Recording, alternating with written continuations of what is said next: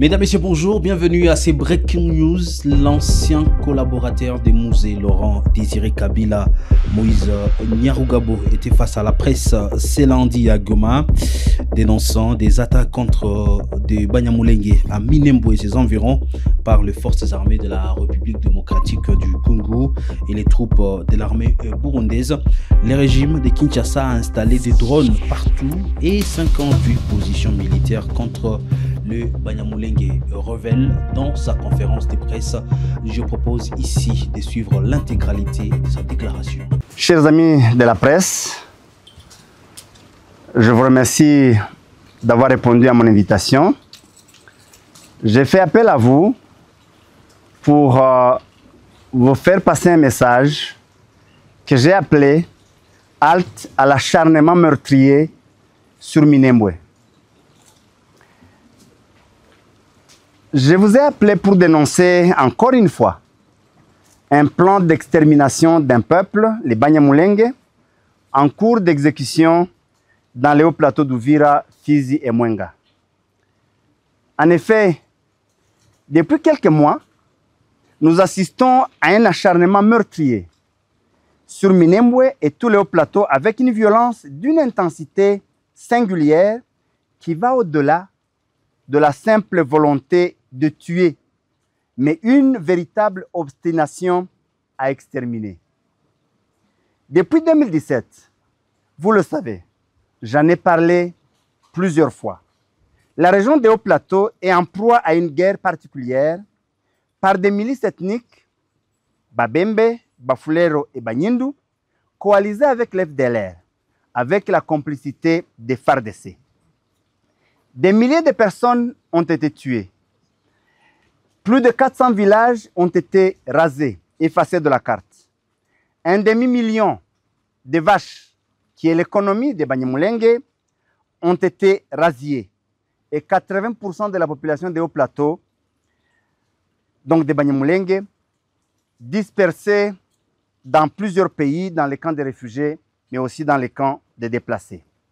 Quelques années plus tard, le gouvernement et son armée, qui étaient chargés ou qui étaient supposés apporter la sécurité à cette population, ont tourné leurs armes ouvertement contre cette population sous prétexte de combattre un mouvement d'autodéfense civile appelé Twirwaneho, qui avait vu le jour dans le but de résister contre les attaques au relent génocidaire. L'armée burundaise va entrer dans la danse. D'abord dans le cadre de l'EAC, vous le savez. Et plus tard, et d'ailleurs directement, et c'est allié aux groupes armés Maï Maï, les différents Maï Maï du Sud Kivu que vous connaissez. Et autrement, sous le motif de pourchasser leurs ennemis, Red Tabara, qui était supposé être dans les hauts plateaux, aussi dans les forêts, derrière les hauts plateaux. Faut-il rappeler que ce Red Tabara, rebelles burundais, alliés aux Maï Maï, Wazalendo, ont été le fer de lance dans les attaques contre les Banyamulenge et responsables du bilan si haut décrit. Pendant ces 2 derniers mois, les forces armées de la République démocratique du Congo, donc les FARDC, l'armée burundaise, les forces de défense nationale du Burundi, les Wazalendo et les FDLR ont renforcé ostensiblement leur position. Ils ont déployé de nouvelles unités et coordonné les opérations ainsi que les attaques sur Minembwe et ses environs, à Mukoko, au Point Zéro, à Bilalombili, à Mikenke, à Kageregere et à Rugezi. Aujourd'hui, si je vous ai appelé, c'est pour dénoncer une attaque sans précédent qui se prépare. Les éléments plausibles suivants le prouvent.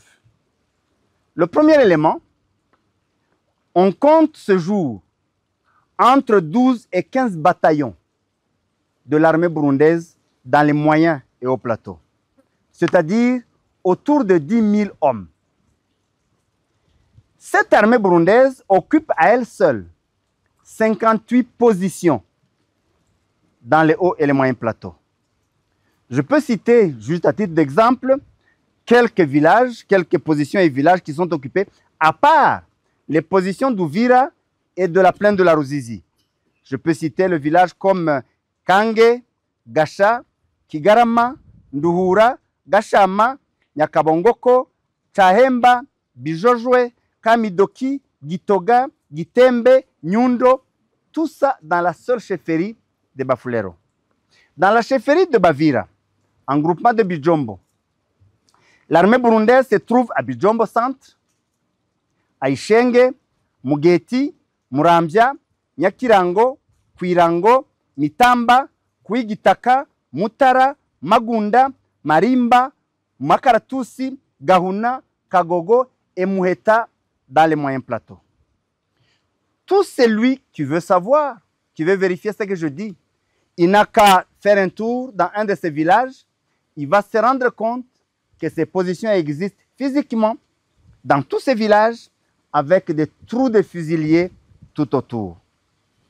Le deuxième élément, c'est que plusieurs positions de FARDC et de Wazalendo viennent d'être dégarnies à partir de Luvungi jusqu'à Fizi, en passant par toute la plaine de la Ruzizi, Uvira, Baraka et Fizi. Toutes ces nouvelles unités qu'on a dégarnies, on les a déployées à Rugezi, au point zéro, à Mukela, à Mulima, Mukoko, Lulenge, dans le territoire de Fizi, à Kipupu, dans le territoire de Mwenga, et à Mitamba, Kanono, Mukumba et Rurambo, en territoire d'Uvira. Un troisième élément, c'est la menace des drones. Le gouvernement de Kinshasa et celui du Burundi ont installé des centres d'opération des drones à Bujumbura et à Kisangani, avec des opérateurs notamment des Belges et d'autres nationalités. On parle des Serbes, on parle des Russes et d'autres, probablement des Turcs aussi, et d'autres parmi les mercenaires. Ce qui est étonnant est qu'aucune ligne de front n'est bombardée autant que Minembwe. Aucune. Depuis quelques semaines, des drones passent de journée et de nuit au-dessus de Minembwe. Malgré le cessez-le-feu, ces drones tirent des bombes sur les villages et agglomérations densément habités par la population. À titre d'exemple, dans la nuit du 27 au 28 août 2025, entre minuit et 1h, ils ont bombardé le village de Rugezi, faisant des victimes civiles. Le soir du 29 août, entre 20h et 21h, 3 villages ont été bombardés. Mikenke, Nyamurombre et Rugezi encore une fois. Toute la journée du 30 août et la nuit qui a suivi, 2 drones ont circulé sur Minembwe. Et c'est tous les jours pratiquement, depuis quelques semaines ou mois. Et la journée du 31, donc celle d'hier, des drones, toujours par paire, ont circulé sur la zone de Rurambo. Et le soir, ils ont lancé des bombes sur un camp de FARDC à Karunga, faisant plusieurs victimes, dont un major, nous précise des sources crédibles, au sein de l'armée et de Wazalendo, qui étaient témoins de l'événement.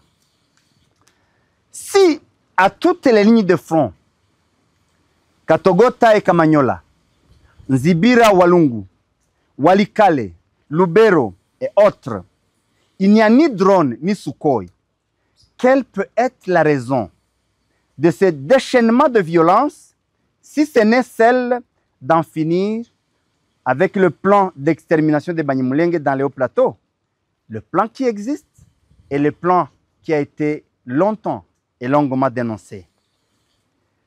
Vu ces éléments, il m'a semblé nécessaire et responsable de notre part d'en parler encore une fois, de dénoncer et de faire appel au gouvernement de la République démocratique du Congo et de lui demander d'arrêter avec l'exécution de ce plan macabre visant l'extermination des Banyamulenge. Ça fait 8 ans mesdames, messieurs du gouvernement, que vous avez essayé. Vous allez faire des victimes, certes, mais ce peuple survivra. Retenez qu'on ne peut pas bâtir une nation en sacrifiant une partie de ses enfants sur l'autel de la haine, de la division et de l'exclusion. Au gouvernement du Burundi, il me semble qu'on doit leur demander de ne pas mouiller l'histoire de son pays et de son peuple du sang des Banyamulenge, le sang des innocents sans défense. Ce sang dont le flot ne s'arrête que par le sang de ses enfants. Ce sang qui va crier toujours très fort. Et à la communauté internationale qui a fermé les yeux depuis avril 2017, qui a fermé l'oreille à nos cris jusqu'à ce jour, à cette communauté, je demande d'ouvrir les oreilles et les yeux et de jouer son rôle. Sinon, la tâche du sang de ce peuple sacrifié, qui n'a survécu que par sa résilience, sa détermination à refuser de mourir,